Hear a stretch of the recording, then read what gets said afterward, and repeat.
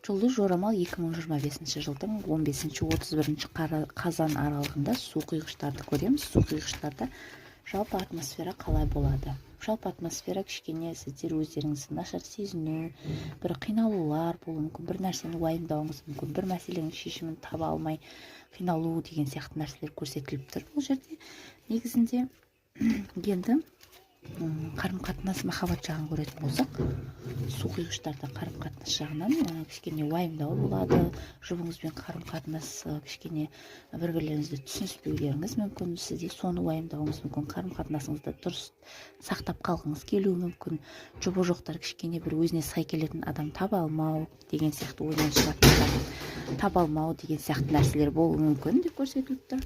Енді сіздерде су құйғыштарда жұмыс жағын көретін болсақ, су құйғыштарда жұмыс жақ мәселесі. Жұмыс жақ мәселесінде тұрақтылық көрсетіліп тұр. Демалыс алуларыңыз мүмкін, отпуск алуларыңыз мүмкін, командировка, шетелге шығу, жол жүру деген сияқты көрсетіліп тұр. Жаңа жұмысқа орналасу, бұл жерде жұмыссыз отырғандар жаңа жұмыс табу көрсетіліп тұр. Енді қаржы жағыңызды көретін болсақ, су құйғыштарда қаржы жағында қаржы болады, келеді деп көрсетіліп тұр. Сату сферасымен онлайн сферада айналысатын болсаңыздар, онда сіздердің қолдарыңызға ақшаның келуі және де ойлағаныңыздай көп ақша қолыңызға түспеуі мүмкін. Бірақ өзіңізге жететін мүлде жоқ емес, қаржы бар болады, қолыңызға түседі, бірақ ойыңыздағыдай үлкен сума болмауы мүмкін деп көрсетіліп тұр. Бұл жерде жалпы су құйғыштарда осы 2 аптада кішкене уайыммен, кішкене стресстер болуы мүмкін деп көрсетіліп тұр. Енді сіздерге соған байланысты кеңес көрейік. Су құйғыштарға сіздерге кеңес. Не істеу керек сіздерге?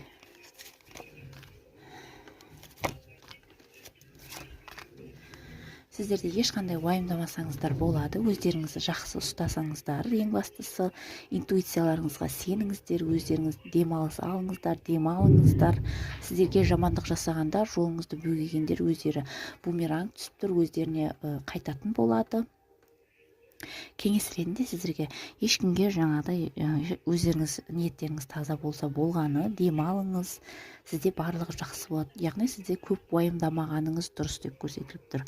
Парктерге барыңыз, қыдырыңыз, таза ауада, табиғатта көп жүріңіз, интуицияңызды дамытуға тырысыңыз, медитациямен айналысыңыз, дініңізге көбірек мән беріңіз деген кеңес көрсетіліп тұр.